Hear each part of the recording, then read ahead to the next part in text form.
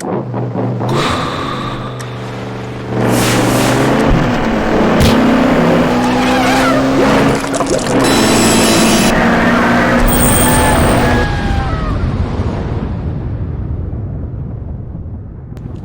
good morning, good evening, good afternoon, good day. Good day and good Apocalypse Eve to everyone. It's Mark Miller here with Roy Becker. How you doing, Roy? I'm pretty good. I wasn't aware we had an apocalypse coming. Yeah, you can never be too prepared. So you're good? You're good over there? I am, yes. Yeah, Firing, I think, on many, if not all, cylinders. that's awesome. I'll take one. Today I'm not really feeling like I'm firing on. I'm not really feeling like I'm firing on maybe two. I think I'm firing on maybe one cylinder today. Yeah. But every once in a while I get this kind of like that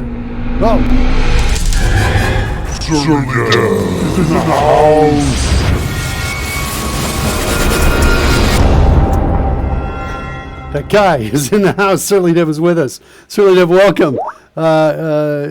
Surly Dev firing on three cylinders, apparently, from a V6 engine. That's not bad. That's good. But, sometimes, I don't know, this has happened several times in the show where I could tell I was not as on as I normally am. And yet I'm like, I'm okay with that. I'm all right. Mm-hmm. I'm going to just kind of, I think if I had to, preview today's show, I'd probably say I think today's going to be kind of a wander fest. I think we're going to be wandering around. We'll be taking a look at stuff, trying to change something, change things, fix things. Last show, I think, if I'm recalling correctly, I was trying to get the Sorcerer's Luck die to come out, and I was really struggling with I remember struggling with the logic for the luck die. Partially, it was because I was not quite fully, I think, understanding. I was struggling with the rules as well because it was a little bit. Sure. There was some ambiguity in the rules in the wording. A little bit, yeah. And I think I did a little bit more research. I did a little more thought on it, and I realized, okay, and I figured out what needed to happen, which I think solved, or at least theoretically should have solved the problem that we had on Thursday. So I basically made some code. So basically what's the challenging problem. So Sorcerer's Luck basically allows me to say, hey, I'm going to throw another D20 out there. And then I, as the sorcerer, get to choose which of the die I get to use. Sure. Which, from my perspective, if I have disadvantage or advantage, meaning I can roll two dice, and choose the higher or the lower based on whether I have disadvantage or advantage, that if I throw the Sorcerer's Luck out there, that I could actually theoretically turn a disadvantage into a full-on advantage, is what I thought it meant at first. Later, I ran an interpretation of the rule that I totally agreed with, which was different from that. Who's that? Codebase Alpha's here. Hey, Codebase Alpha. Glad to see you. Welcome. Glad to see you out here. It reminds me, I got to get a Codebase Alpha intro. I'm working on it, by the way, right now I'm working on a Legendary Moo intro brought to you by Overkill Productions. It's going to be really good. I can't wait for it. It is going to be awesome. In fact, I can't wait for it so much that I really need Legendary Moo to be here because it'll only All right, he's here. Excellent. I'm assuming it's a he. But anyway, yours is going to be so much fun. I don't even want to tell you about it yet because it's fun. But working on that, Codebase Alpha is, I think, going to be fun too. That's going to be a fun one to do too. And Sex Positive is midway through. Sex Positive had some unusual requests on that. By the way, she's not with us today. She's out doing errands, I think, or doing something, taking care of kids. But my wife, Sex Positive, had a request for a peacock with scarves and laser eyes. And so, working on that. So that one's about halfway done. Didn't get much time over the weekend to do anything on that, really, I think. So we're kind of we're moving along here. Linjamu says he is I is. So I got the gender right on there. Excellent. And I feel like I should apologize in advance to everyone in case I ever make that mistake again. So I've been refining the app as we've been playing the game. So the app kind of now looks like this. Wow. Yeah, I was thinking you might go, You've wow. got a few more buttons. Yeah, I do. By the way, creating these buttons was crazy easy using CodeRush's laser. I'm sorry, not laser. I was looking at what Renee 77 said. By the way, Renee 77, you're hanging out here enough. I'm seriously considering doing an intro for you if you want one. Let me know kind of what you want, because I'm not getting much from the name as opposed to like Legendary Moo, that sort of thing, or Codebase Alpha, which kind of inspires me. But if you've got some, Vision knows itself nicely, that one. yeah, if you want something that is your kind of intro when you come in, kind of a custom intro video, let me know and we'll inspire me, give me a sense of what you like, and maybe we'll do that if you want. Okay, so let's see. What was I going to say? Oh, well, we've been playing. And the buttons were very easy to make. Yeah, because, they were. I'm assuming smart duplication. Yeah, including smart duplication, including going from -12 all the way up to +12. I wasn't sure it was going to be able to do that. If we look at the code here, I'll show you what I mean by this. I was actually surprised that CodeRushed is smart enough to figure out the negatives. I was thinking, I don't know. I could see a developer missing that. And when it happened, here, let's just look for a -12 here. There we go. So yeah, so basically look at this. I've got, let's do this. Let's copy this. Let's paste this and let's crank it up to like a -20, like this. So we've got a -20. This is going to be a 20 right here. Renee says, go without the intro for now. Sounds like you have enough intros to build already. And all right, but think about it. Think about it. You know you want it. All right, so here we go. 20, sorry, -20. So check this out. It was here, and then I duplicated it, and I said, okay, well, that's okay. Nothing yet, because we need to get a pattern for it, right? So change this to 19, and there we've got those changes. And now select this and duplicate it, and now look at that across the board. Just boom, boom, boom, boom, boom, boom, boom. And now I'm down to what? Did I duplicate the 12? Whoops, I did. But look at that. So now I've just very quickly got those buttons, and now you can see they're right here as well, all the way. Yep. And guess what? I bet they work. If I click here and click on this, look at that, -20. It pops it right over here. Because it's just, all these have is the exact same click handler. And that click handler, if you go into it, I know you're like, this is so easy. It's not even impressive. It's another angle on the same story, the same good story. I mean, it's just that same old story, but it's good. It's really useful. I bet there's one thing it didn't do correctly though. What? I bet it put a neg even though there was a positive in the name of the button. Oh well, I did that on purpose. I did that here, and then when we got to here, you're right. Yeah, but I'd already had I think these, but then I realized I want the negative ones, and so you got two positive ones there. At least it looks like. No, I think I'm good. Right. And two above that. Wait, what? What's this? Oh, this is just the text box in the middle. Oh, that's the value. Okay, that's the value we started with. But I'm going to change it to 0. I like that better.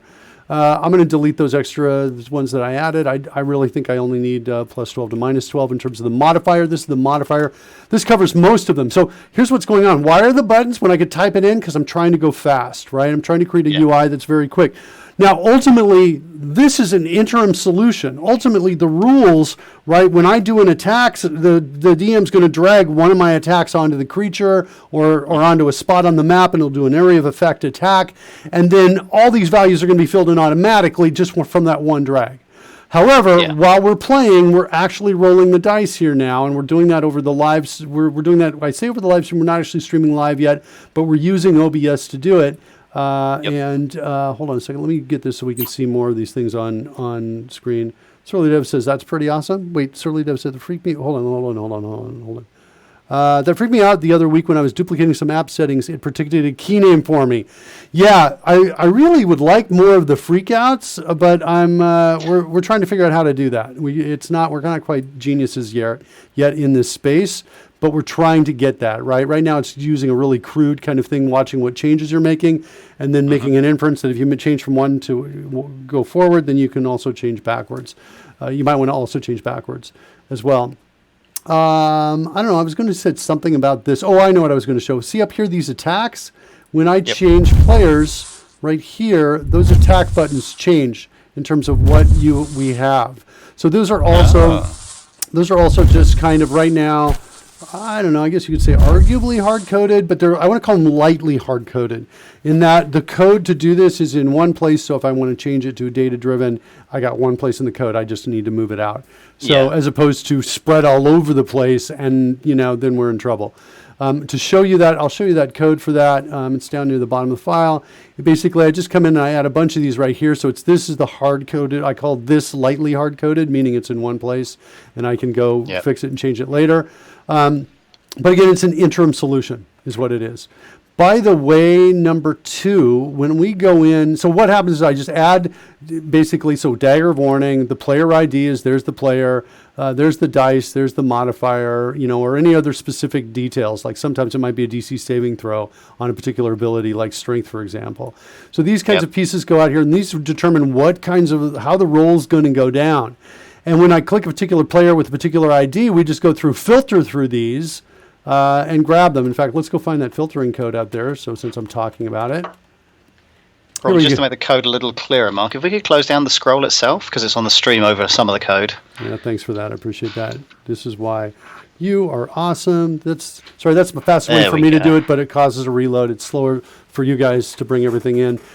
So here, check it out. Look at me. I'm over here using this where clause over here. Like, I feel like I'm totally embracing, the old way of doing this that was new a couple years ago.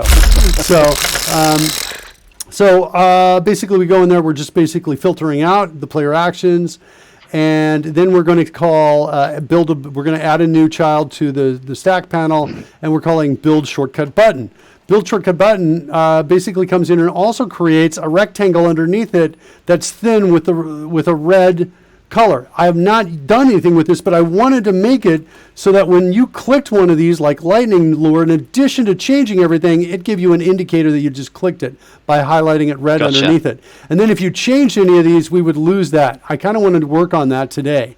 That's something I'd like to do. It's kind of sort of determines you're using this preset. Yes. And then if you change anything about that preset, we'll know you're not using it anymore. Right, exactly. That's what I want to do. So that's what I want to do. I want to go boom. And then now the hidden threshold is something the Dungeon Master sets. So this is the number you have to roll above on your D20. So I kind of work on that. We had some other issues as well with regard to initiative. So I've got an initiative roll coming out. Let's see. Do I have 3D dice turned on in this view? It looks like I do not. I wonder if I should do that. I don't know if I should. You know what? Let's do this. We'll just go bring it up. We'll load it up over here, and we'll watch it here, because that's all. We don't have to actually do it live on the stream here. So bring up the die roller. That'll take a moment to load or two. By the way, I had some interesting, really fast load times on this when I was working on this. I think over the weekend. I think there was the roll times were the load times were 30, 40 seconds, which normally it's about a minute to 2 is what it feels like. So I have a feeling this will be longer because I'm streaming, I'm sending, data out, and what else? Visual Studio is running as well. Yeah. So. It's somewhat CPU bound to a degree. Oh, speaking of which, we don't have any music. Let's see if we can turn on some music and see how that goes. Let's try our music and see how that works. Didn't work. That's not. Should be loaded there. I just hit it. I'm not seeing. It's telling me I sent it, but I'm not seeing it in the chat room. I'm not seeing a /music. I mean a bang music command. Let me type it in by hand. There you go. So it's interesting. My Stream Deck has a command to send that out. Let's see if my volume down works. Nope. There we go. Now it worked. Weird. Okay. All right. Okay, so there's our die roller. So when we go enter combat, I'm going to click this button here in a second. Just move this up so we can see it. When we enter combat, automatically initiative is rolled. So here we go. And now we got everybody's roll coming out. And then the character names are showing up by them. However, it doesn't order them for us. It doesn't say Ava's number 1, Willie's number 2, Merkin's number 3, Shima's number 4, right? And it's hard to use. I want to show that right on here. I want to order these, and the names last too long. So that's a second thing that I want to do. We'll see if we do those today. I don't know. I think I'll do that. I think we'll do that. Let me turn my desktop volume down a little bit, because that music is a little louder for me than I'm wanting it to be. Wait, that desktop volume's not working, I bet, is it? Hold on. Let me do this. Let's see how that works. And Roy, give everybody a sample of your audio. See if everybody's... Testing. Is this a reasonable volume, do you think? All right, we'll see. Everybody good with this? You can also listen out in the stream because I think there's a delay just enough that you might be able to pick it up. Surly Dev's out there collecting Seems coins. Quite nice, actually, yeah. How much does Surly Dev have? 1,100? Interesting. All right. Whoops, sorry, that's me, guys. It was me grabbing the wrong thing. Okay, so let's work on the universe. Let's work on the XAML. Let's work on the XAML right now. I cleared the coins. Okay. I think Surly Dev. Yeah, that's what I was thinking. I thought you had over 4,000. I thought you had a lot. I think we got a bug somewhere that I can shut things down and it doesn't save somehow. We'll look into that at some point in the future. All right, so let's look at the code here and let's try and make this work. Figure this out. So we'll get that red thing working. Let's do that first of all. Red dagger of warning. Yeah. Let's do that. So that's going to happen somewhere. Sometimes when you bring up a duplicate overlay, it has a different value. That's interesting. Hold on. That's a clue. That means it's storing the data in two different places? I don't think it is. I don't know. That's interesting. I can see it having no value at all, and then because it's an async call where it says how many coins does this player have. We can double check that. We'll double check that. I think not in today's show, but I think we'll do that in a future show. We'll take a look at that because it happened before. So basically, what's happening is it's a child.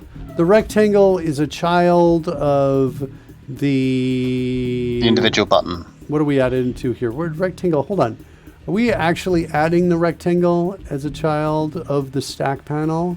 Does not seem to be being We're added not doing at all. So we need to fix that too. We need to add the rectangle. So we need to do that. And I think we need to add it to a separate list. Because I want to find it quickly. I don't want to actually go through the children, and I don't want to go do the research of that. I'm going to just keep a separate list of it. That's what I think I'm going to do. That's what I think I'm going to do. So you've got a declaration there for a red rectangle, but wasn't there also the whole dagger of warning thing? Was that a reference to the same thing in the XAML itself? Or did I miss that? Are you constructing the same thing in two different places? No, I'm not. I'll show you. I'm creating here something called a player action shortcut, which is just kind of a DTO. It's just basically holding the things I need to build to build both the button and the data the button needs to send it over to roll the dice. So that's what's happening there. So just to remind you again, when I click that button, what do I do? Wait. Hold on, we want to go back to this piece. Where's this? When I click one of these player shortcut buttons across the top, we're going to go in here. Then we're going to go find the action shortcut based on the tag. That get action shortcut is just going to come in here, do first or default, looking for the index match based on the tag. And then it's going to go ahead and set the fields as appropriate if found. And then also specify what the next rule type is going to be if that's the case as well. Okay. Legitimate says, that's why I like initializers. Let me see what's being added to what quickly and easily instead of what being off onto the right, I think is what you're saying, rather than declaring it and adding it in the line below. Oh, I see. So maybe just all on one line is how I think. Bit of an inline, perhaps. Yeah, I don't know. I go back and forth on it in terms of what I like with regards to it. Me too. I think it depends on the complexity of the thing being initialized. Yeah. So like down here, what am I doing? I'm using initializers down here. So I'm totally doing this, but I'm doing it on the bottom line. So I'm not really convinced that this readability is great, but I'm not sure I do it anyway, where it's not great or long or big or whatever, other than data driven. If I do it data driven, I think it cleans up itself. So, okay, so let's go back into wherever the heck we were. This music is so dramatic. Here we are. So we got a breakpoint here. To trigger the breakpoint, I've got to switch players. When I switch players, it's going to switch the view. Scroll's going to come down. Sorry, kids. That's just going to happen. I wonder what I can do on that. Let's see if I can find that. Dock your Solution Explorer on the other side of the screen and have that obliterate instead. Right. I could do that. Let me also, though, consider. Let me just find this. I think it's the overlay bot. Is that right? There it is. I can turn it off here on these two. Karen's turn. Can I rename this? I can. Hold on. I'm going to just do a rename on my OBS stream here. For overlay, I'm going to call it like the scroll overlay. Is what I'm going to do because I think most of the stuff is on there, and I'll call it that. And then that way, now when I go, I'm going to switch over to another player's turn. Let's do that. What? Oh, my breakpoint. I'm at a breakpoint. Sorry. Okay, and that's why music is faded out because we're at a breakpoint here. I just want to add a quick line of code here. Stack panel children add. Stack panel children add, and I want to add a rectangle like that. Let's run it. Boom. And now let's see what we're doing here. Switch over. We're not running? I thought I hit F5 to run it. There we go. Okay. Someone switched to techno, which will coming up right of this. Okay, so now we got the reds underneath everything. All right? That's nice. So, yeah, kind of, but not quite. The show is so weird with no peacocks. What? She's here! I'm so sorry, baby. No, it's not done yet. I hung out with the family. I was a good dad over the weekend. I had no ability to do it. Whilst entirely correct in that there are no peacocks, surely there's no way to prove that until the statement that issues forth was said. That's true. Because that would have been what triggered it. That's true. That's a presumptive statement, even though it was correct. What are your priorities? She's asking. You. Only you are my priority. You and all your wishes for no explosions on the show. So, anyway, all right, hold on. All right, so now we're adding it, but now what I want to do is I want to make it invisible when we switch. So let me do this. Switch to another player here. I think I can switch. Okay, well, we're here at the breakpoint. So then we're going to say set visibility to false. Yeah. And I was saying I wanted to. God, I like this song. It's so cool. Visibility not hidden. No, not has flag. Got close. Down, down. That's okay.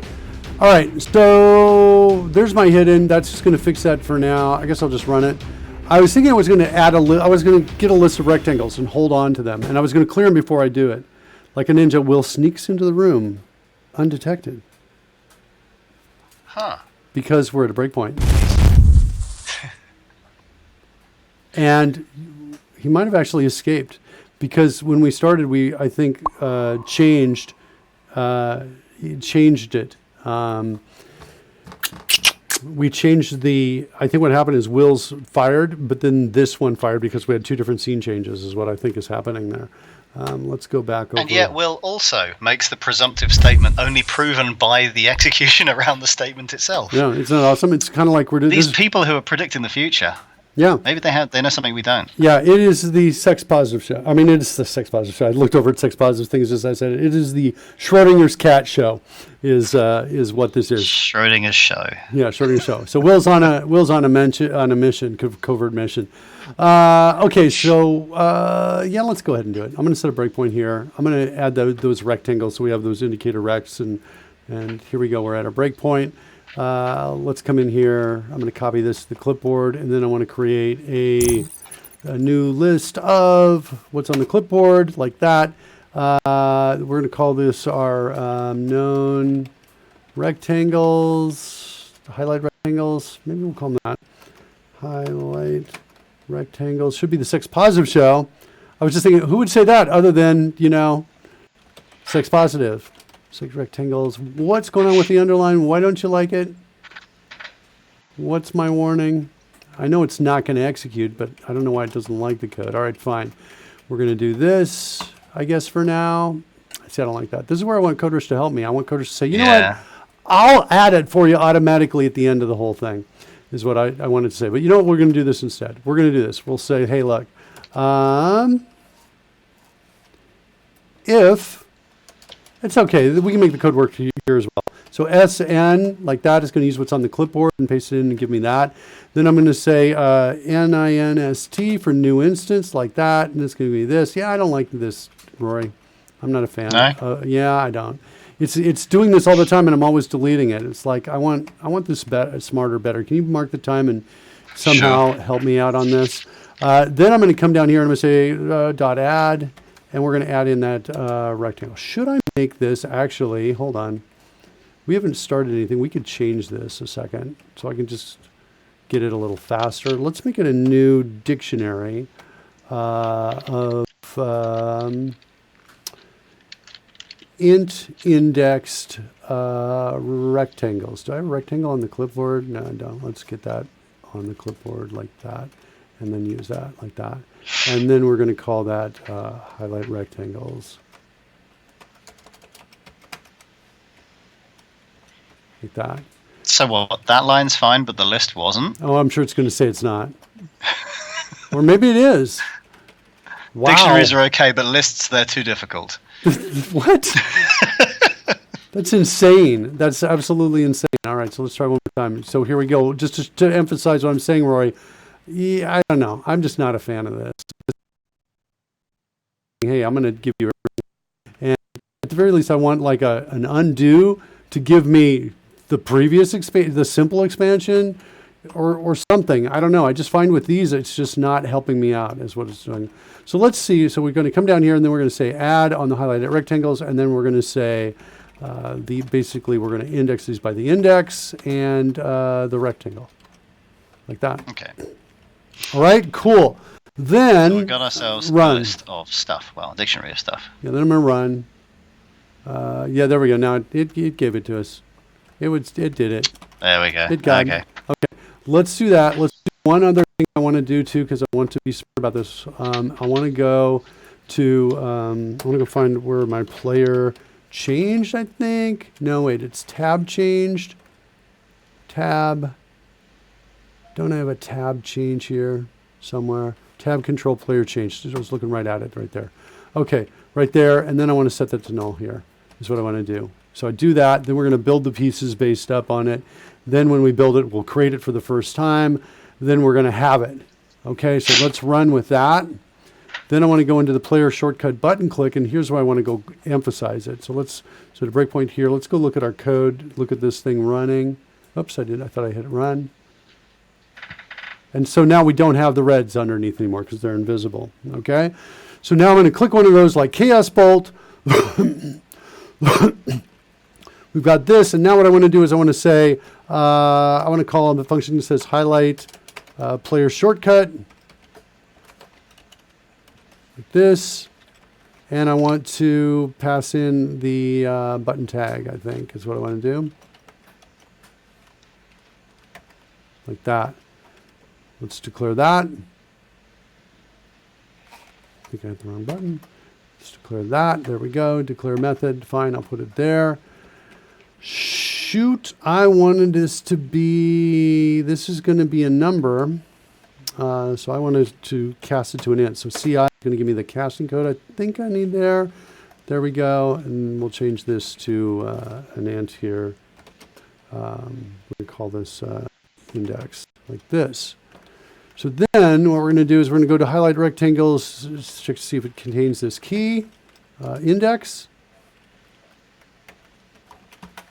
So if it contains that key, then we want to say highlight rectangles of index. Looks like we lost our music. Dot visibility equals visibility dot visible. I'm getting a feeling on something here, Rory. Note the time on this too. And it goes like this. I can't tell you about how many freaking times that I've been here, and I know I want to execute an element of the enum. Yeah. And here's how I know. Here's how CodeRushed can tell. If there are no other variables, local variables in scope of this enum type, and all you have to do is mark the time, and the devs can listen to me talk.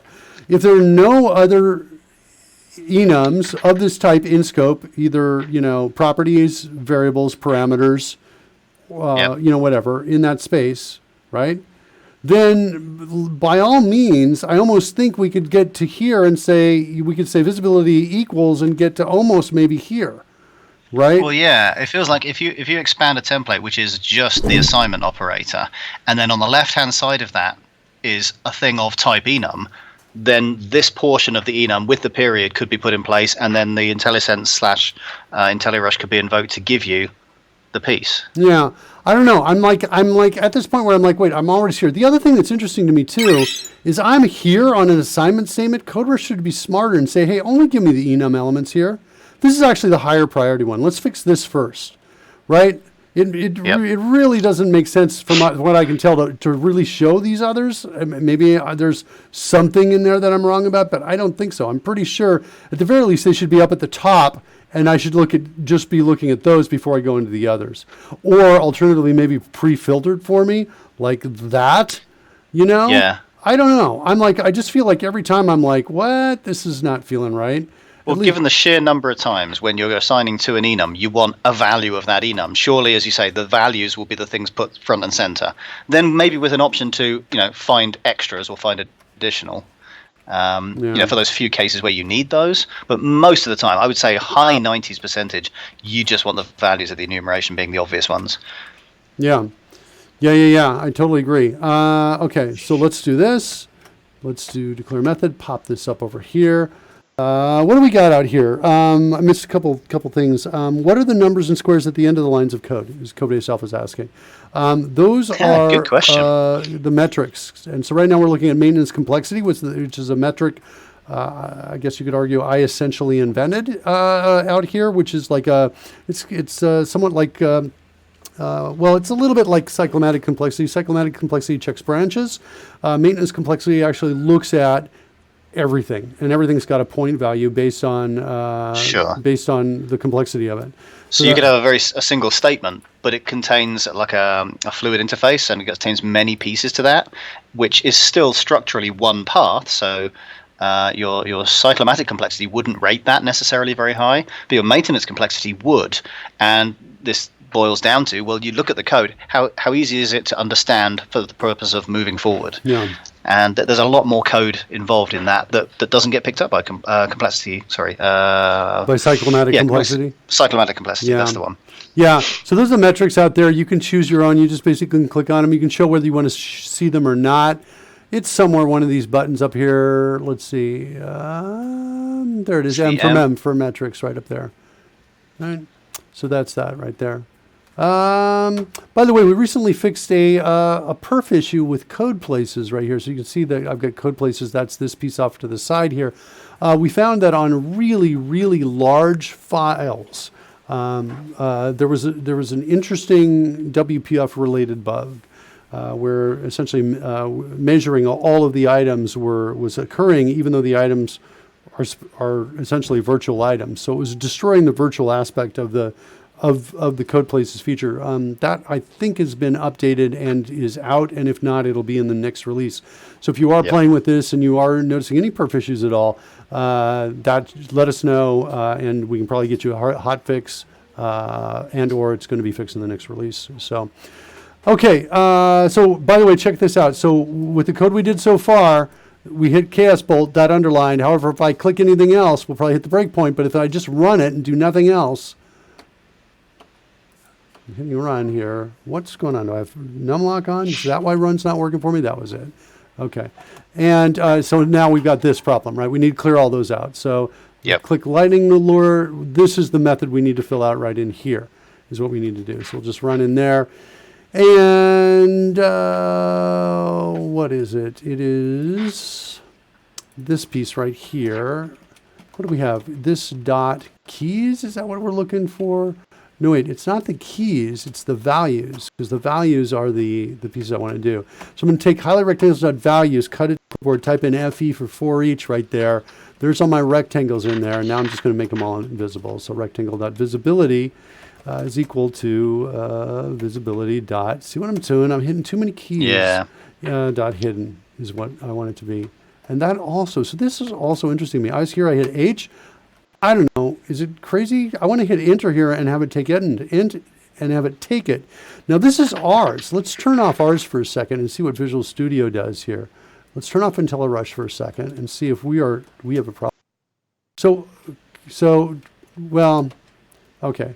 So a couple things. I don't know what Visual Studio is doing showing me only this small little window. That doesn't make sense at all to me. If I type in H for hidden and hit enter, yeah, Visual Studio does the same Nah, thing. still doesn't work. All right, so we don't have we don't have a problem that's worse than Visual Studio, but I think we can get better than it is. There's an opportunity to do better. Is kind of what I'm saying there. Yeah, I don't understand why they show you such a small thing there. So anyway, so I wanted to hit. I feel like I want at least an option that says this, Rory. This is the option I want. So again, mark this time. That if that I want that if I do anything that causes this rectangle to move, that rectangle is also selected instantly like that. Do you see what I'm saying, Rory? So if I say... Because you start off at that last time with whatever you were most recently looking at, I think is the logical, maybe at the bottom of the list. But you hit H, and you're right, it's refocused you. It has got a choice. It's just not actually chosen that choice. And maybe, I don't know, maybe it's like this, or maybe or maybe it's something different. Because here's the thing. What if I wanted just to add a .h to visibility? Do you see what I'm saying? In that case, I want to hit enter and I want the thing to go away. Is that us paying attention? I know there's an option in original IntelliSense says Control-Alt-Space, which toggles the mode in which it operates. So it does not auto-pick. I didn't know that. I don't know if that is the case. Let's see what's happening now. Oh, look at that. It just did it. There you go. Wow. Now, the reason for that was it was in standard IntelliSense anyway, it was automatically picking an item that matched partially what you wanted. But if you had picked, let's say you had, we got code places there. So let's say code places was the name of a method or something similar. And equally, you wanted to make a new one that was called code. It would automatically pick the code places because it was presumably the closest matching item. So you couldn't hit enter after code and get it. So basically you can switch between two methods of operation. One is picking and using stuff you've already got, and one is the sort of creation of things that don't necessarily already exist. That is an awesome... And it looks like we are honoring that particular option. Tip. Yeah, and that option changed when I upgraded to 2019, and I thought it was us, but it's not. So I was like, wait, what's going on? Remember, I think I'd stopped this before. I was like, wait...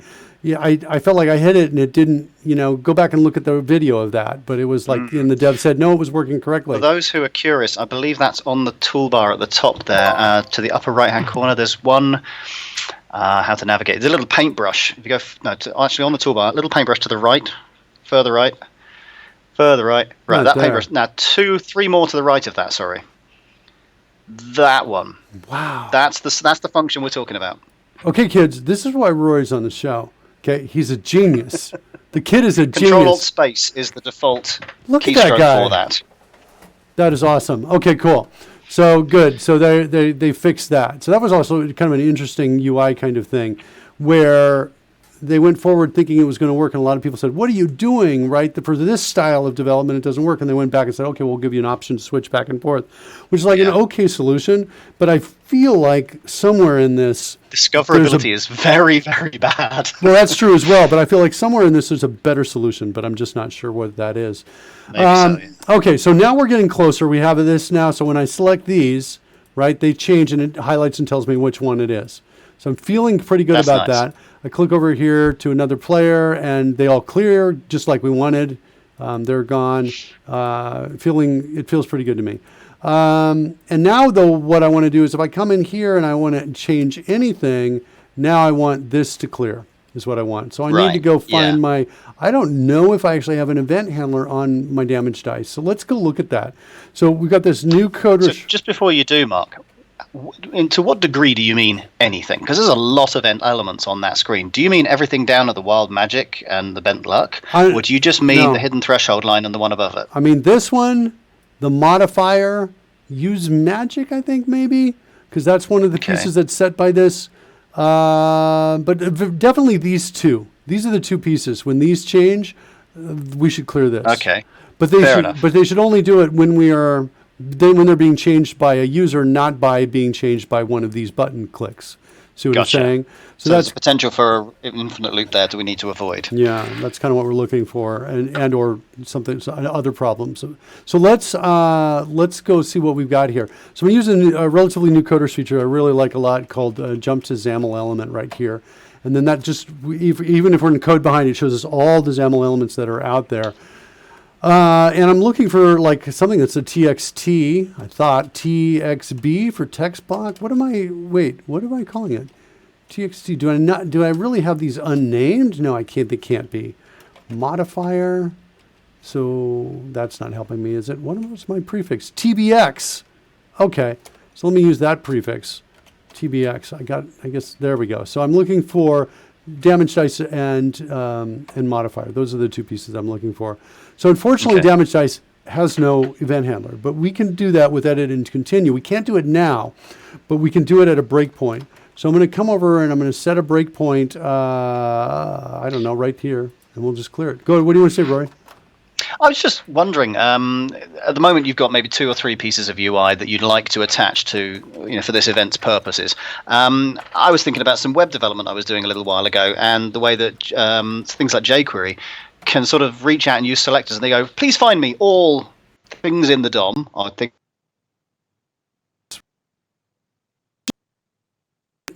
Silent on me. Oh, there we go. Now I can hear you. Stop. Am I back? You're back. You're totally back. You just went totally. Say it again. I heard something in the DOM. Say that again. I was basically there's a mechanic in sort of web front end stuff where you can say find me all elements on the screen that have this quality about them and then process them as a list. Mm-hmm. So I know there's only 3 things that you'd maybe care about here. I was wondering if you added a 4th and a 5th. Do you have to now remember to add them to the list of things you're going to process? But equally, you could allocate. I don't know if XAML has this facility to say find me XAML elements on screen no matter where they are in the hierarchy where this fact is true. So you're looking for a filter, is what you're looking for. Kind of, I guess. It's probably overkill for this solution, but I was just wondering, did such a thing exist? I don't know. What do we got here? Codebase. Certainly Dev is talking to Codebase Alpha. Oh, there we go. What's that option again? We're talking about, what is it? It's 2 to the left of where you are. That one? No, one more. It's actually disabled in this view. It's that one right there. Because XAML. Yeah, because I'm. It's interesting that it is, thinking about it. Yeah, okay, it's right here. This is the one. Toggles between suggestion and standard completion modes. I believe that is the icon in other versions of Studio as well, albeit that, as SoliDev says, it could be in different locations depending on your version. Oh, hey, CodeRushed thing I want to suggest here. Why is XAML element down at the bottom when I'm always using this every time, right? There's that too. I want this to be MRU at the very least.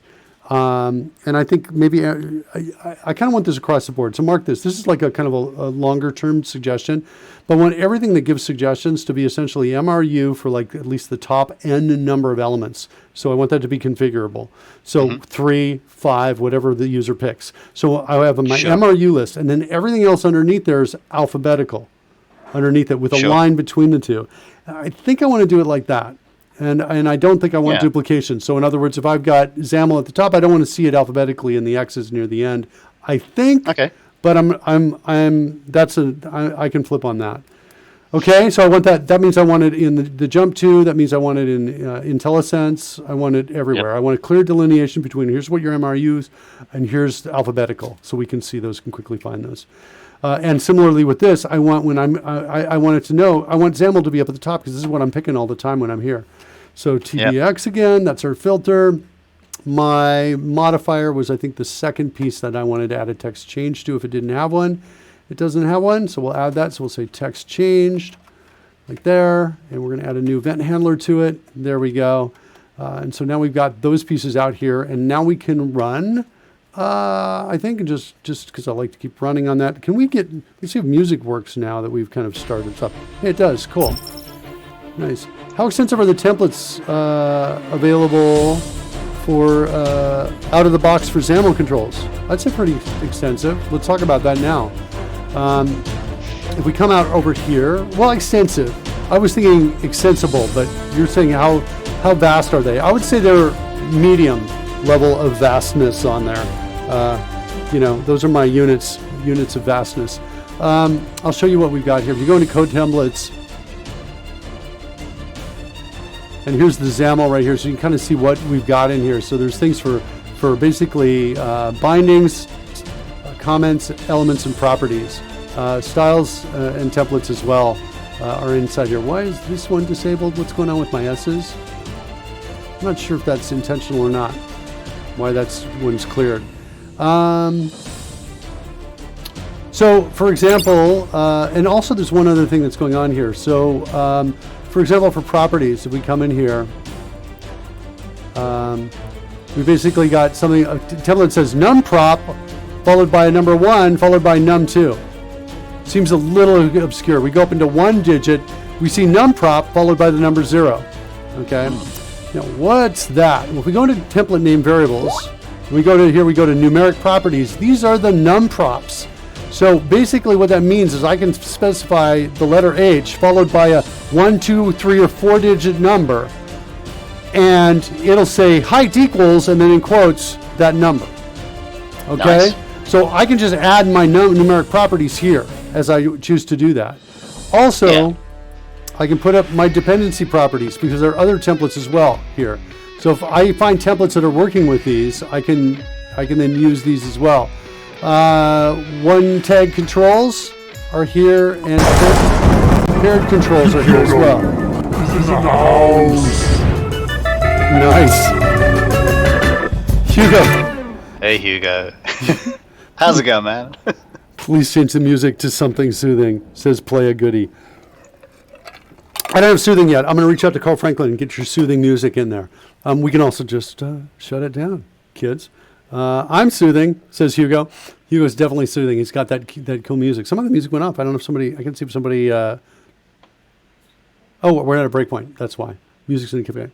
How are we kids doing? I think we're doing pretty well. Somebody just asked, CodeRushed Alpha is asking us, how extensive are the templates? So we can kind of look at some of these. So here, look, B for button. This is the WPF paired controls, meaning it's going to have a tag at the beginning and a tag at the ending most often. And these are the WPF controls that are just going to have one. And so based on those, you can add more here. You can add your own abbreviations, pop these pieces out here, and then you'll get those. So can you show creating a radio button? Yeah, do I have radio button? It's RB. There it is right there. So let's go ahead and do that. Yeah, so just you type in RB like this, and we get this, name is equal to. Now, let's say we want a nameless RB. We should be able to say RB with a comma after it, right? And do that. And so that's a nameless RB like that. And this is a paired tag because it's in that paired list. So between those lists and the templates, it gets kind of extensive. So for example, let's create a stack panel. So I'll type in SP for stack panel. I'll call it SP choices, whatever those are going to be, like that, choices.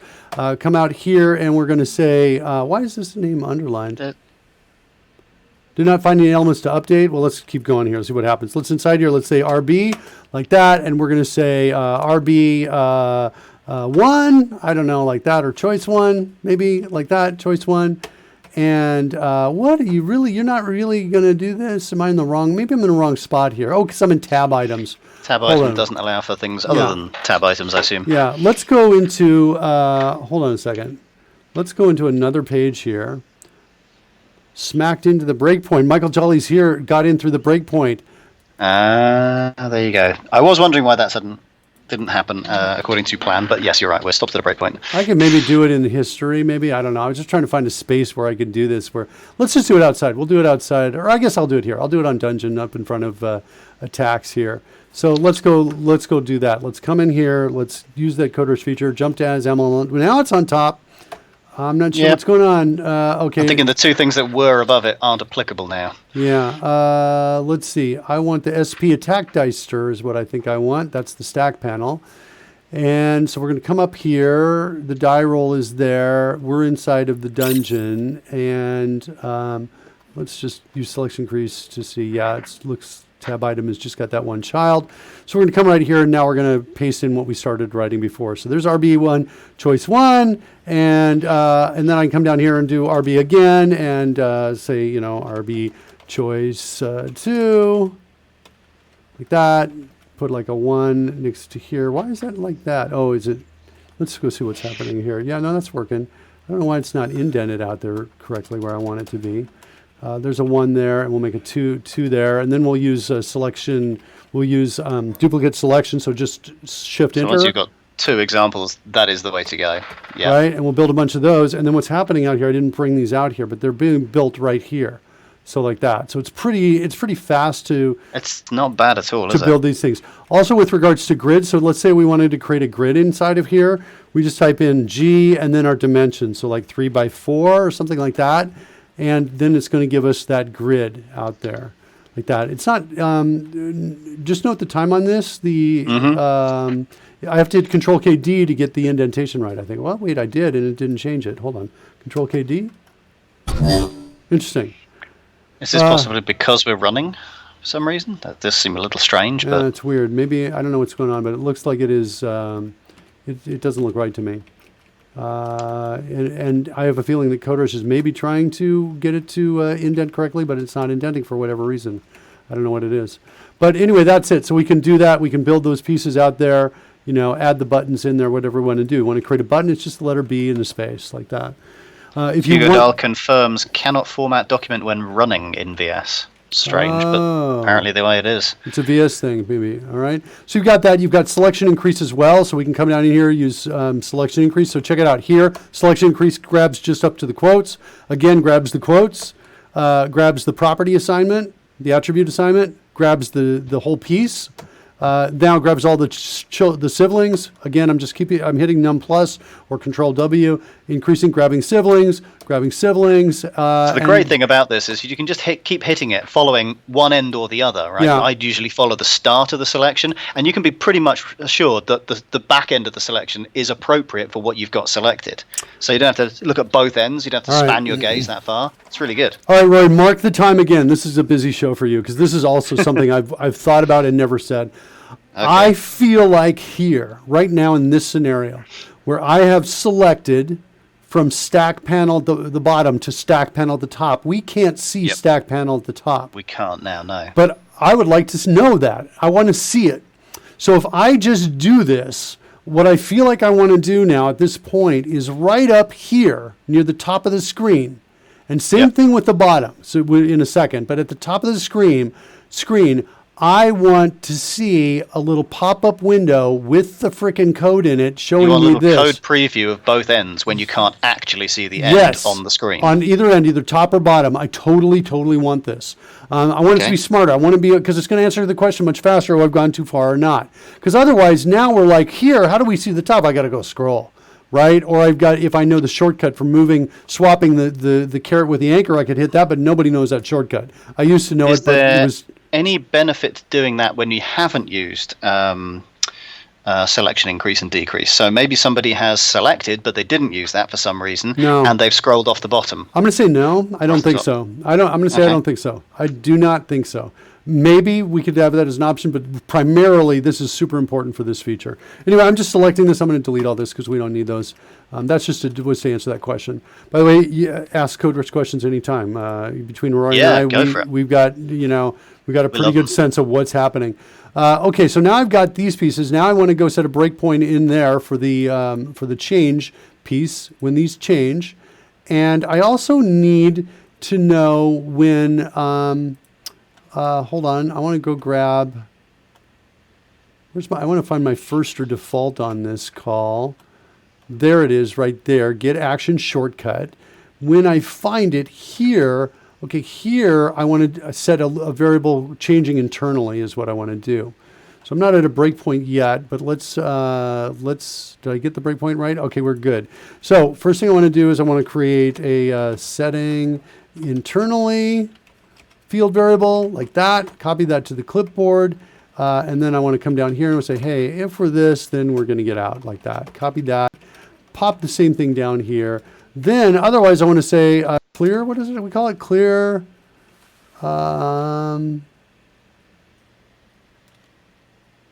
It's not any of those. Let's see. Let's look for highlight instead. Hide that. Highlights. That's what we want to call. And then do this. Then we want to set setting internally to true up back in that other location we were just at, which is here.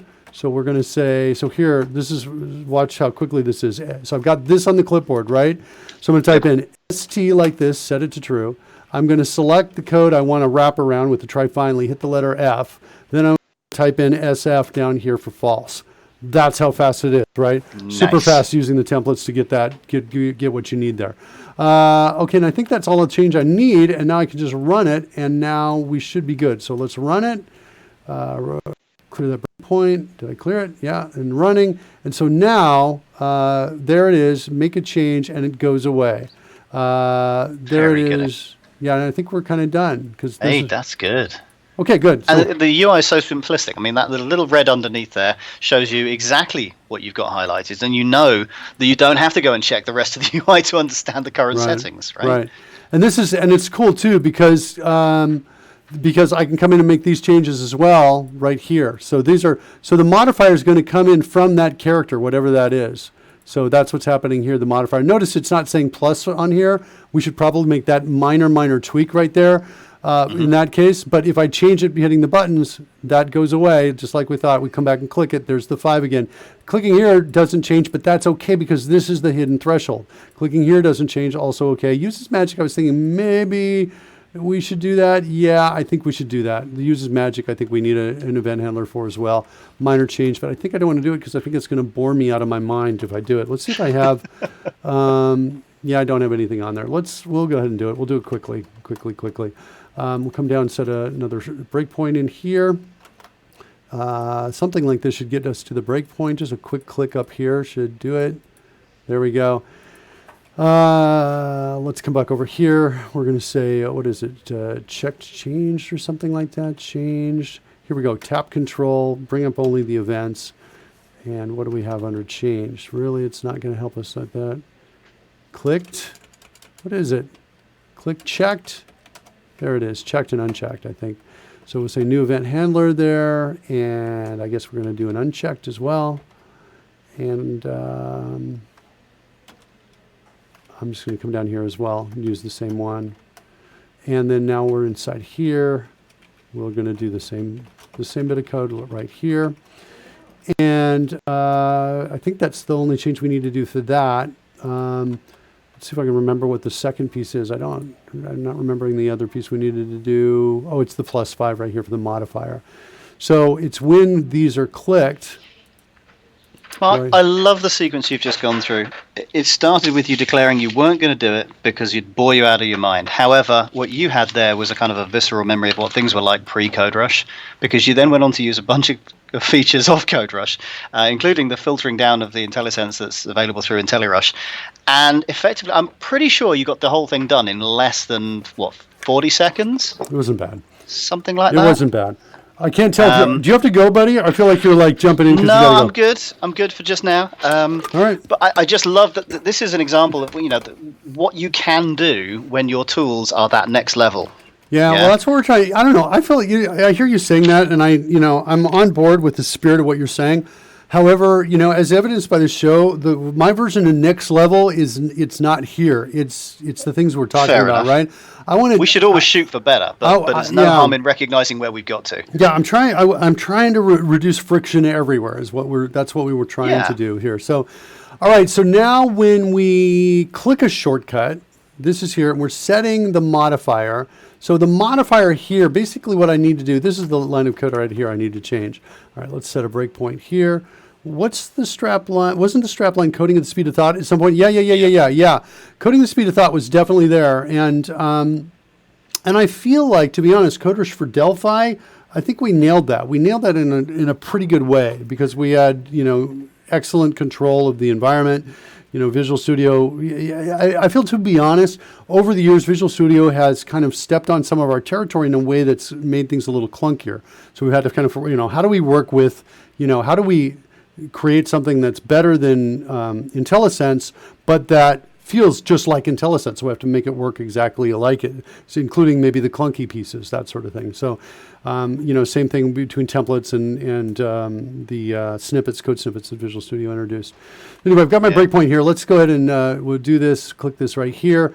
And then I think the code is going to be something, since this is an int, we're going to say, hey, if the modifier is greater than 0, then we're going to do that, something like this, else this, and I don't know. There's probably a better way to do this, but I'm going to kind of do this for now. Whoops. I think I hit Shift Enter when I meant to hit Shift plus or something like that. So I think it's going to look like this. Greater than 0, then we're going to put a plus on there. Otherwise, we'll just do the negative comes across automatically. Mm-hmm. And then I think that's the end. There we go. So now we've got the +5 there showing up in the modifier. Good. +2. So we've got the red indicator, we've got it clearing on everything else to make sure it's only affecting the one we want. We've got it resetting all the values correctly. Yeah. And then if you modify any of the relevant pieces manually, then the red highlight goes away, as well as now displaying the +5 and the -5 based on what the plus or negative is. Yeah, so those are good. Next, I've got a couple things. One of the things I realized is my history is really only showing the total number. Is what it's doing, and it's not a smart history like I want it to be. It requires code happening on both sides to make this better, but I really want that. One of the things that I'm looking forward to doing on this, I'm just noticing my boss is calling up right now the president of the company is calling me in the middle of the live stream. Roy, dare I take the call? I'm going to maybe say I'm going to call you back. Is what I'm going to do on that. So at least he's hold on a second. Let me get back in there. Just a second. So he's at least knowing why I'm not answering the call on that. Am I really? All right, hold on a second. Hey Ray, how you doing? I'm live on the stream right now. Can I call you back? All right, buddy. Talk to you later. That's awesome. He's like, okay, buddy. He's off that fast. So yeah, speakerphone. No, that's not happening. That's not going to happen.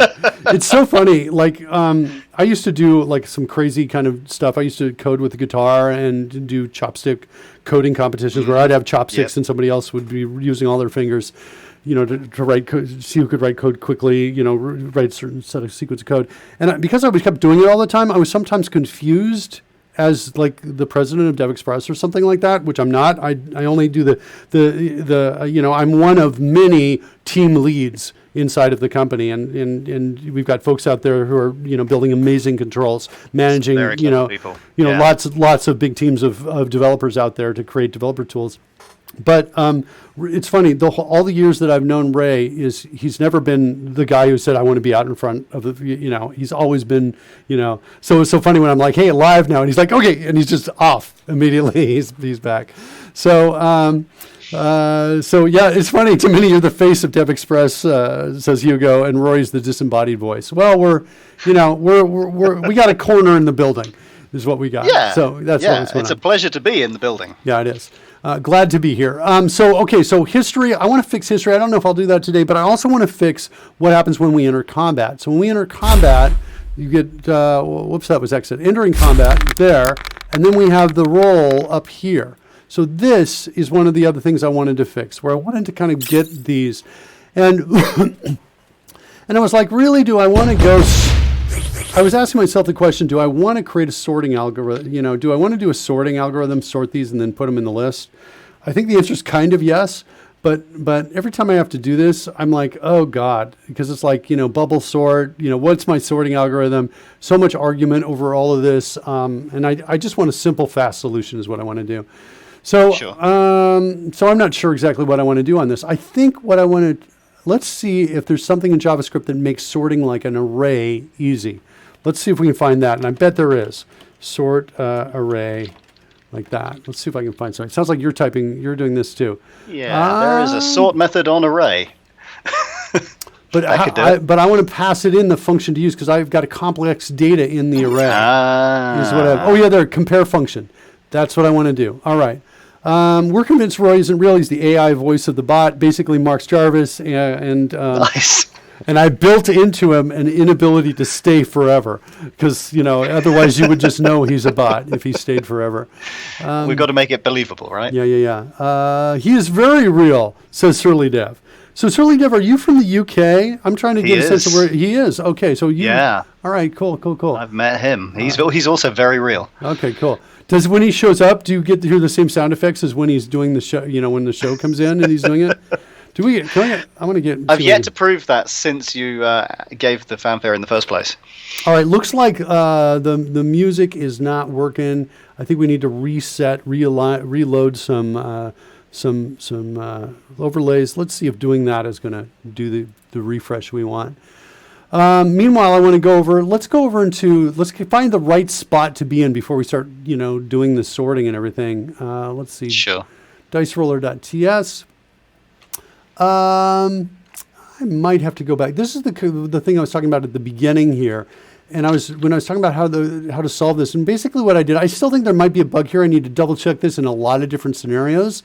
But basically, we apply advantage or disadvantage first when there are 3 dice out there. So you've got your advantage, disadvantage gives you 2 dice, and then the sorcerer's luck gives you a third, right? So we apply advantage or disadvantage first, and then we add sorcerer's luck to it. So I could take a disadvantage roll and effectively turn it into an advantage roll with sorcerer's luck. I could do it based on my interpretation of the roll. So that means I've got to run through all the dice first and say, if it's lucky, just skip it over. Then I have my logic in here, and then I come in a second time, and now I filter in looking at another set of dice. This code here is essentially the same as the code above, so it's really ripe for some refactoring. And I found what appeared to be code I didn't need. I think I had used this when I was trying to debug another problem, and I added this code in to solve a particular problem, and that problem is no longer there, so I commented it out. So that's kind of where I'm at there. That's in my remove D20s. I want to see, what do I want to do here? I wanted to see, I think, is it just above this? Is where we put a lot of the text messages, show the roll total. So this is where we're doing this. And so we've got this code here that says, hey, is this an initiative roll? And if it is, what we're doing, spatial anchor for Rory on the stream next, right to Mark. Wait, what's happening? Surly Dev? Did Surly Dev do something? What's happening? He's suggesting that next time we meet at a conference, he'll bring his remote control miniature helicopter, fly it around the room, and we can throw coins at it. Nice. That's awesome. That's perfect. It's great. It's going to be Surly's coins. It's an IRL version of our show. It's perfect. And then we'll have coins. And then what we'll do is we'll reset and take the coins away from Surly Dev every once in a while. Yeah. Right? Just to stay in the spirit of the show. Of course, we're going to have to detonate his helicopter occasionally, too. That's true. I'm sorry about that. It was going to have it happen. We have it hover in front of Rory's laptop. I think what Surly Dev is going to just stick it right in front of my face is what he's going to do. Okay, so we've got, if it's not equal to the roll initiative, then we're going to show the die total, the total roll on here. Part of, by the way, I don't know, maybe I'm wrong. I thought we had the code here, but it looks like I moved it. Somewhere I set the history log and I send it back out, but it looks like it may not be here. It may be in another location.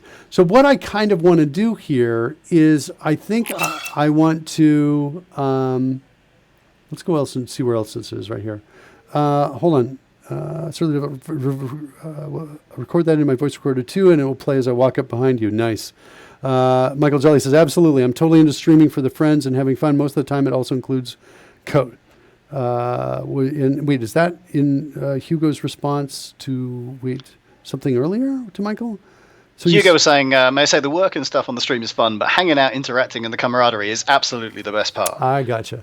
Gotcha. Yeah. Well, that's what we're trying to do. We're trying to make it fun here. Got to be fun. And, which is awesome for me because, autism, right? I'm like, what, people? So, that's it. All right, let's see what's going on with initiative here. Here's where we're adding for each of the players. We're adding, and for each die, we're saying its player name is equal to the player's name and the die ID. So there's one of the pieces that we're dealing with initiative. Show row total, here we go. Here's where we're actually adding each of the names. Names are up a little too long. I'm going to drop it down to 14 seconds instead. But I did that because we could look at it. What I really want to do, I think, is in the upper left, is I want to say here are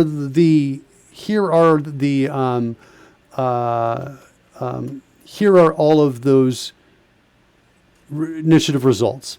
You're trying to sort of summarize the effect of what's happened because the dice are all over the place, but you wanted to say we're going to sort the names, you're going to give the one with the highest initiative in kind of one positional place, and then have the others be there as well. So you can see, well, I might not be first, but I'm going to be in third place here. And that's a very quick thing to discover when they've been sorted. It has occurred to me that I could cheat like crazy, and I don't mind doing this. If I put the roll first and sorted, I think I would have to precede a single-digit number by a 0, right?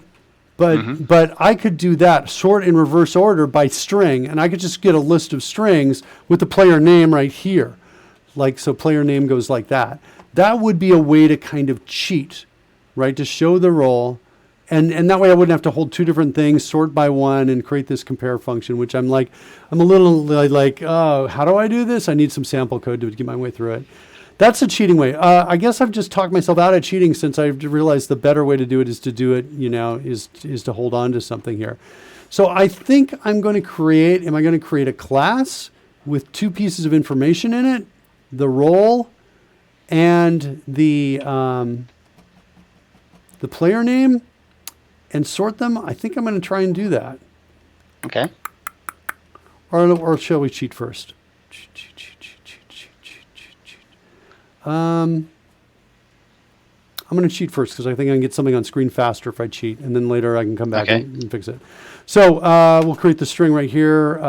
Let's call this the die roll, right, like that. And we're going to come down here and we're going to say, hey, if the top number, by the way, while we were playing, crazy thing happened. While we were playing, Rory, it was the die, a 20-sided die comes out. It's a 20, and it's kind of stopped moving, but it's still rolling a little bit. So it's just rolling the smallest amount. Yeah. And then it comes up and says 20, and then the die rolls and goes to a 16 or something right next to the 20. I think I've seen that before. It's almost like your physics engine continues just a little bit more beyond what your predictive roll was. I looked carefully at the code. I found the reason for it, and I made it way more stringent and tight. And as a result, the results, we wait a little longer before we tell the results coming up.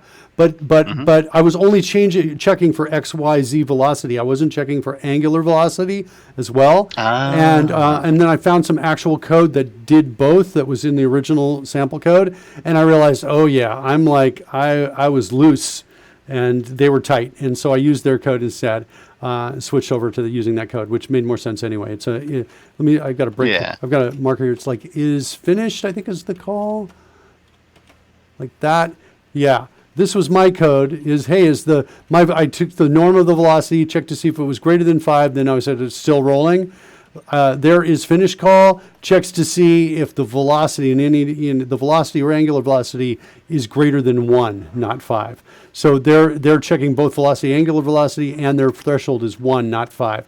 I got this through experimentation. So I basically looked at their is finish call and used it. So that's what's going on there. So if top number is less than, got a slight delay here, performance issue, just popped up. Note the time. I'm not sure exactly what I hit. I hit like I slipped a bunch of keys. So I don't know what I hit. This does not look good. It doesn't. I've seen this before.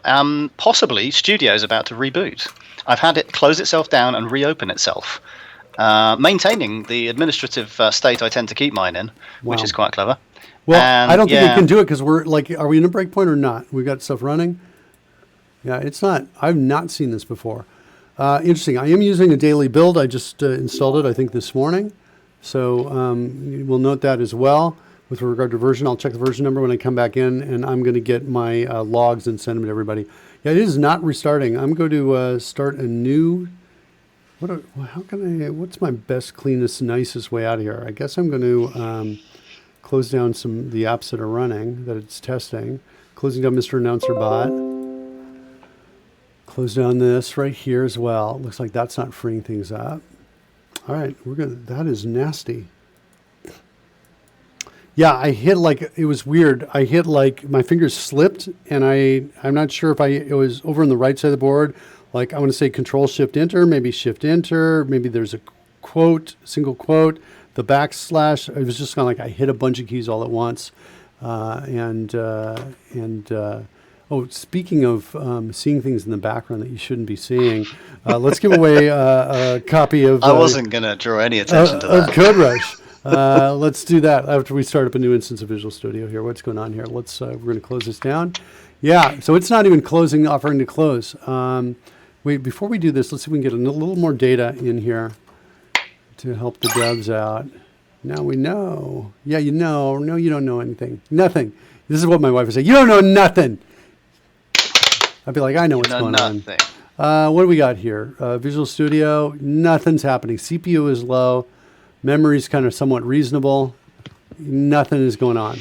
It's like in an infinite loop is what it feels like. So I would be totally all over that, looking, maybe at IntelliSense, IntelliRush for that. That's what my take is on that. So we'll go ahead and close that down. If you don't know nothing, does it mean you know something? That's absolutely correct. Oh, here we go. Hold on. What's going on here? That just said, I didn't quite see what that said, but I got it on screen enough somebody can watch this and pause it. We are, as you can tell, we are dog fooding CodeRushed like every day here. What do we got here now? There's, I think the original one. That's what I think. Just want to double check. It's around the same memory, isn't it? It is the same one. Yeah. All right, we'll end that. Start up a new instance of Visual Studio. Bring up Mr. AnnouncerBot app. Let's go to Dice Roller. They're asking me if I want to recover. Yeah, let's go ahead and recover. That'll be happy. At least you didn't show secrets.json on StreamYard. Yeah, I know. Yeah, I'm just waiting for that to happen. Oh, geez, what's that? What was that? That just went away. No, that's just stuff. That's not private information that just was on screen. That's actually the information that everybody sees through the chat room anyway. Who blames LiveShare for it? Uh-oh. Yeah, well, look, hey, folks are under pressure when they're doing this stuff. So, let's see what we got here. Start up on another screen. There we go.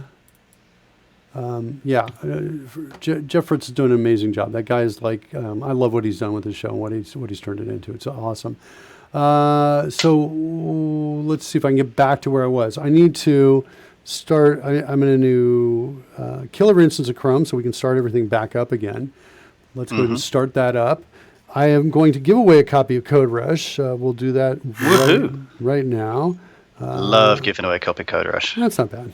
Spreading the wealth. Did you see last time when the motorboat came by? No. It was not bad. It was like the guy's name was like, or person's name was Moto Boat or something like that. And there was actually a motorboat going by with water stream behind it coming by as well. So let's see what we got to do. Sort of says, I like the stream. Codebase Alpha says it's easy to do, especially with things like Azure. The issue was that LiveShare shared the secrets.json with connected sessions. Yeah, I think I started watching his show slightly after that had happened, just like the next episode.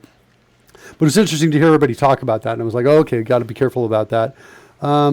Surly Dove says, I like the resource management project he's working on. I can actually follow along the code. It makes sense to me. Hewitt also spreading someone else's wealth. So I'm not sure if you're referring to showing the secrets.json or the show or what we're talking about there, Hugo. I think it was the giving away a copy of CodeRush is a form of spreading the wealth, but it's someone else's wealth. So fair true. Enough. Yeah, I think that was my boss Ray calling up, live during the stream to to say stop spreading the wealth. Stop spreading the wealth. Stop spreading my wealth. It's a bad idea. No, I'm kidding. No, it's actually we're actually what's going on here? Object reference not set to. That's a great bug to check. So we're going to say like this, like that to get out of there, and just run. Okay, so that's starting up, and let's give away that copy of CodeRushed. Let's do it. Today's winner is dropping from the ceiling. Non-trivial 7, 7, and 8. What? Hijack. Explode. That's right. Non-trivial 778. That's the winner. Congratulations. Trivialized by Shirley Dev. Shirley Dev. Yeah, I got any idea why our sales are down. What the hell's going on? Why aren't they going down? Yeah, we're working on some cool stuff with regards to the future of CodeRush. So I don't think I can announce anything yet, but we are working on making it more accessible to a whole bunch of people. So that's what we're working on. So cool stuff. Anyway, congratulations to the winner. Surly Dove says, I'm the winner here. And we will, let's get back into trying to figure out this code here and making this work. Not there. I want to get over to the die roller and kind of work in that space here. We were looking at the initiative role. Let's go find that again. There's the role type right there. So this is where we're adding that. So what I want to do now is I think I want to say, okay, die roll of string. I want to say, hey, look, if top number is less than, this is where I messed things up. I hit a whole bunch of keys at once when I was here. And remember, it's interesting, just before, when it crashed, it was here. When we recovered, it was there. So it was like it had kind of gotten to this point. I like just smashed a bunch of keys and it died, VS died. So if top number is less than 10, then I want to say die roll is equal to 0 plus top number. Yep. Like that. Make everything uniform width. Yeah. Well, for sorting. Uniform number of digits. Yeah, we need it for sorting is what we do. That's why we need that. The die roll is equal to that. Then I'm going to say, I need some sort of list of strings. And I don't remember how to do this. What is it? Is it new array of string? No, it's variable array of string. Whoops, so not a V, of string. That's what I think it is right there. And so we're going to call this are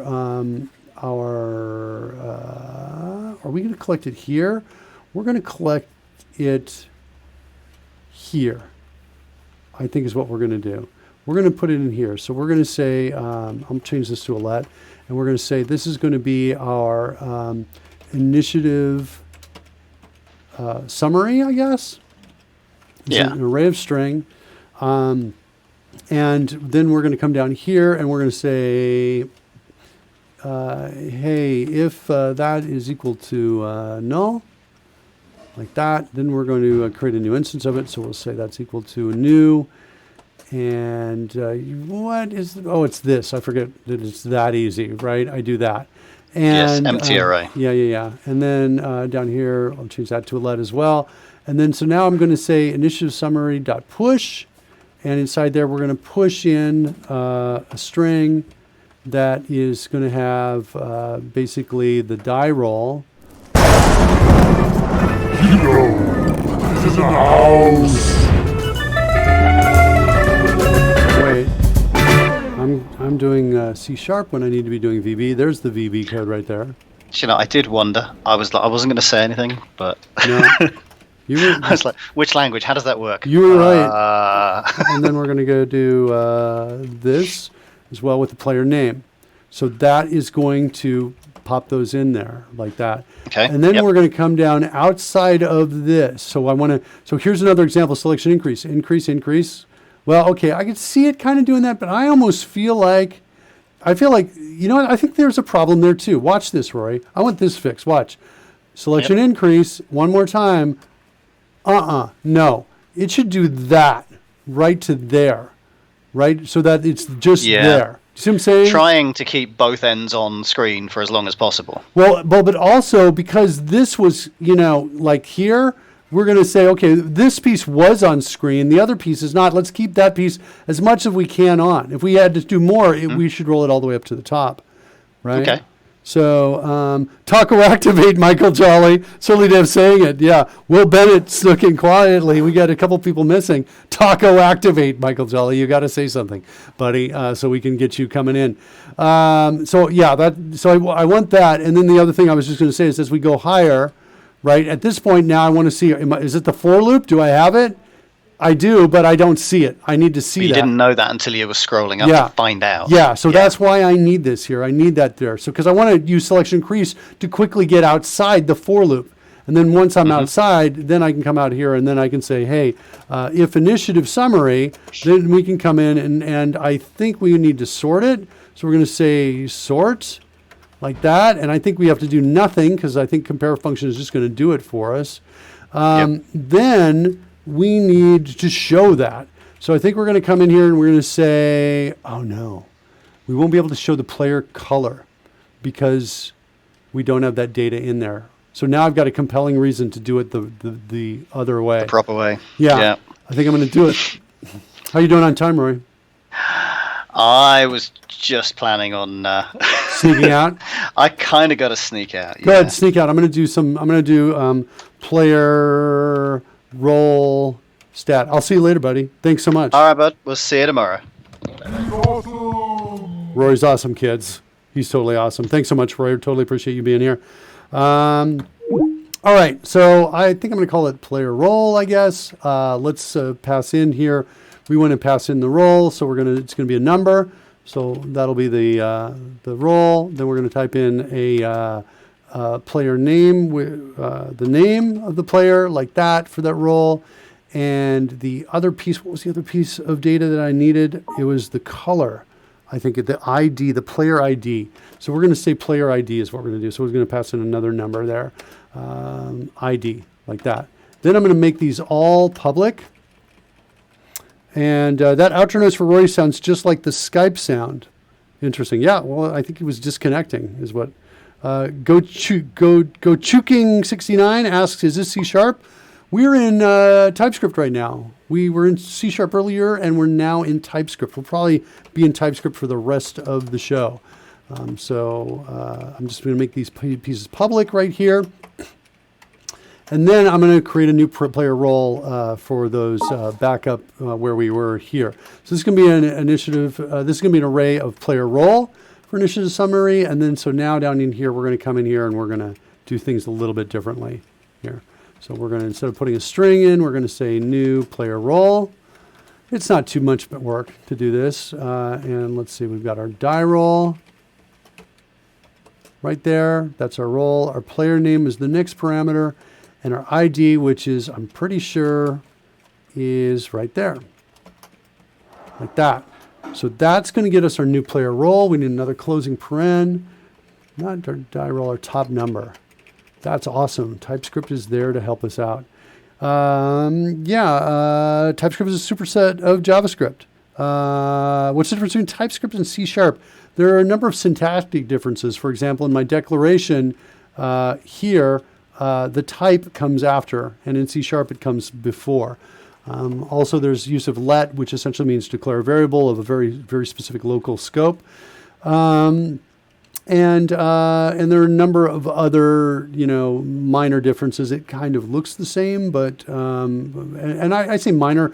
I would say pretty distinct, important differences. So I'm going to get rid of this. I don't need those anymore. And so, all right, not bad. So there's our executive summary. Now we need a sorting function in here, which means I'm going to need some sample code here to write this.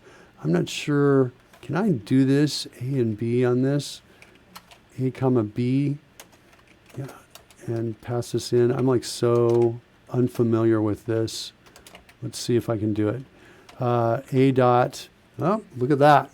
That looks like it's going to work. So we're going to say A dot name. Nope. A dot role is less than B dot role. And I think, is that it, or do I need to return that? I bet I need to return that. Return that.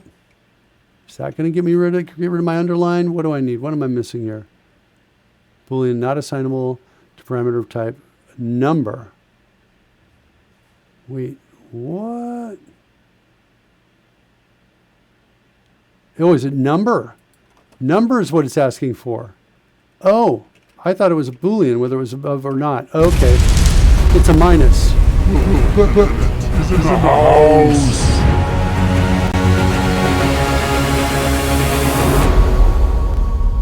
Okay, Will's helped us out here. Thanks, Will. Like that. Feel like we're close. Hey, there we go. We got rid of it. Okay, cool. So it's A roll minus B roll. So this will either sort it one way or the other. We'll just swap the A and the B if it creates them in the wrong order. All right. Next, we've got the initiative summary. We've got that. Now I think I just want to come out and say, hey, dice layer dot show initiative results. Initiative results. Like that. And we're going to do that. We're going to pass in the initiative summary. Like that. Let's declare this. Drill into it. What? Come on. There we go. Just took a second for it to catch up. All right. So now we've got this. Let's go where our other text effects are. And we'll put something here. We'll put it here. Okay, so we need to create text effects for each one of these pieces, and we need its position needs to be move its way kind of down the screen as we do this, and we need to do it in the right color. So we're sorted at this point. Can we do this and go to its length? And then we want to say VS, or no, it's not a string, it's a player role here. So let's do that. Player role, let's call it player role like that. And that's going to be equal to an initiative summary of I. Like that. And then we want to say show player role. And fine, I'll do that. And I think I also want to get a result back from that. So basically I want to come in here and I want to say something like this. X is equal to 0. Where am I going to put this on the screen? And y is equal to 0. Maybe we'll do that for upper left. And then what I want to do is come down here and pass in x and y like that. And then I want to come at the end of this and I want to say y. Or maybe I just come down here and I just hard code it and say y plus equals, like, I don't know, 150 or something like that. And we play with that. Show player role, let's declare that. Oops. Try again. No, it's not, it should be there. What? Oh, because I know why. I'm going to say this dot show player role. Let me just check to see, did I put anything in this file with show player role in it? No, I did not. Okay, good. All right, so there we go. Declare a method for it. Nice. Control KD to format it. And now we want to create a new text effect. So we're going to go something like this. We're going to say text effect, and it's going to come in at X and Y right here. And then we're going to say the name. The message itself, let's create a string for it like this. So we're going to say, I don't know, call it message, and set it equal to player role dot name. Oops. And so there's my name and a dash, and then my role is what I think I want after that. This is all for Dungeons and Dragons. It's for Dungeons and Dragons dice roller here is what we're doing here. So we're trying to create the results after an initiative roll so the Dungeon Master and all the players can quickly see the order of everyone. All right, so there's message right there. And what is this right here? This is the lifespan of it. I want to keep the lifespan, I want to make it at least 15 seconds. So I'm going to do this. This is going to be an unusual text effect here, where it's going to be up for a longer period of time. There's my text effect. Let's see what other things we're using down here. We've got scale, velocity, fade out time, fade in time. We'll grab some of these pieces over here and kind of play with these. What's the scale going to be? I think we're going to start at 2 on this. And I'm going to give it no velocity. We'll delete that. Its opacity, I'm okay with that. I kind of like that. We've been using that. The target scale, how big is it going to be? I don't think very big. Fade out time, fade in time. I want to make the fade in time about 1,000, I think. And I want to do something else too. Pretty sure I've got a line. Text align. Text align is equal to, let's see what was being said elsewhere. There we go, left. And then text dot, I think baseline. Do I have that set anywhere? I think it's top is where I think I want that.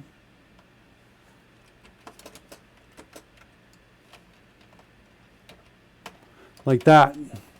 So we've got that. So it's going to be in the upper left right there. And then we need to, I think that's kind of all we need to do. That's going to show up there. Oops, excuse me. I think that'll work. We'll see. We'll see what that is. The color. We need to do the color is what we need to do. We need to do this. We need to do get. Mirgoat is now following. Thanks for that follow. We're working our way up to 1,000, by the way. By the way, when I get to 1,000 kids, I don't know if I should really say this out loud, but C# Fritz says when I get to 1,000, I get. I'm going to be a Microsoft MVP again. That's what he says. I had my status taken away because I was, not a nice guy, I guess. Whatever. I also wasn't filling out my the impact I was having. So I got a personal goal of bumping that baby up to 1,000. So I should work on that. What a giveaway Dev Express when you get to 1,000. No. I don't have that much pull, says Hugo. It's correct. I do not. I don't have anywhere near the pull people think. So what is it? I think it's get player color, get die color. Get die color. So get die color is the font color that I want to use here. And that takes a player ID. And guess what? That's coming in player role dot ID. So that's going to get us that color there. And down here, we're going to use the get. Do I have an option for the opposite of this or not? Because it's all just plain this one all the way. It's just white all the way everywhere else. So I'll just use the white for this one. Okay. And now I think show player role is going to work. So I think we got a shot at this working. Let's do a refresh. Let's load it up. What'd you say? I don't think so. Satya has that kind of pull to get you back to MVP. That's maybe true. If we're quiet, if we keep a low profile, kids, it could happen. If we start making noise, it might not happen.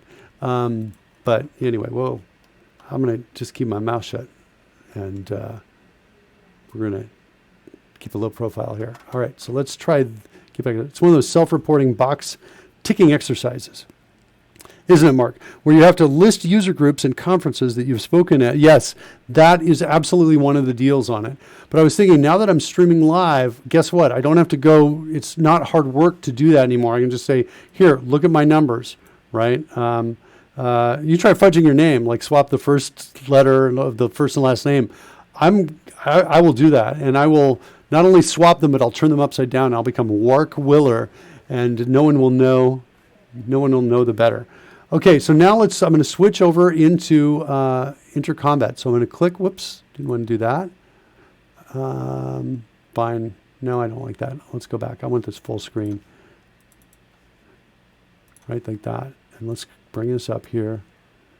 And I'm just going to hit intercombat. Boom. And so now let's see what happens. I don't know. Maybe it works. Maybe it didn't. Oh, look at this. Not bad. Okay, we just got to switch things around and change our numbers. I like it when that happens, kids. That's like super happy for me. So that was way too high. Let's change it to 50. We're sort of move up and down, up by 50. Let's go to what else? This. It's B minus A. That gets our correct sort order. Let's do a refresh. I like when this happens. This happens on the show every once in a while, right? We write a bunch of code, nothing tested, and then we go try it, and it just works. Before that, doesn't someone need to nominate you for MVP? I think, yeah. So this is not the first time that somebody from Microsoft says, "Wait, you're not MVP?" Well, we're going to make something happen, and then it's like I do autistic full disclosure. Well, let me tell you the entire story, and they're like, "Oh, yeah," and then they realize it's a little bit of a hot potato here. But we'll see what happens. I would love for it to be like, hey, he's got 1,000. You got to give it to him, and then everybody's like, okay, fine. You have someone filling out the form for me? Yeah. No, I'm not going to fill out. I'm going to hopefully not fill out the form. All I'm going to do is I'm just going to come in and I'm going to say, I'm going to do something like, where is it? Somewhere on the stream it shows total number of views, right? So there's something like, we're at about 11,000 right now. So not bad. I think it feels like not bad if a view is actually somebody watching it for some period of time. All right, did we refresh? I think we did. Let's try it. We'll exit combat and enter combat. See what happens. There you go. Merkin, Shima, Willie, Ava. So much better, right? And then these names have got to go away faster. Faster. Let's tweak that. Those names are coming up here. I think right here. So we'll make those up for like 10 seconds. Okay, cut that in half. Or cut that down, I mean. Do another refresh. The dice disappearing animation. Instafluff is here. Instafluff. Oh my gosh. Instafluff. We've got the coolest thing that we are working on for you. For you specifically, Instafluff. We are doing what we call fanfare videos, essentially. And when you come in for the first time, we want to have something for you going that's totally you. And what I need you to do, Instafluff, is I need you to send me some of the assets that are signature for your show. You've got like somebody on a tricycle, biking around, and I want to use that to create your super happy intro, which will play the first time you type something into our channel. So that's what we'd like to do. So you can send that to me, and I think you can DM me to find out my email address if you need it. I'll give it to you too as well after the show. So pretty cool stuff. So let's see. What did I do a refresh? I think I did. Let's see. We'll exit combat, enter combat again, and see if the timing on the names goes away, or maybe I didn't do a refresh. So there it is. Low initiative rolls. But there it is. So now the Dungeon Master can see those. I think I'm going to indent them a little bit, move them to the right a bit. Looks like the timing on the names is working really well. Let's just indent those a bit to the right. And I think we'll have that feature done. And then, whoops, I want initiative summary, show initiative results. And by the way, Instafluff, did you get your copy of CodeRushed? Let me know if you don't have that still.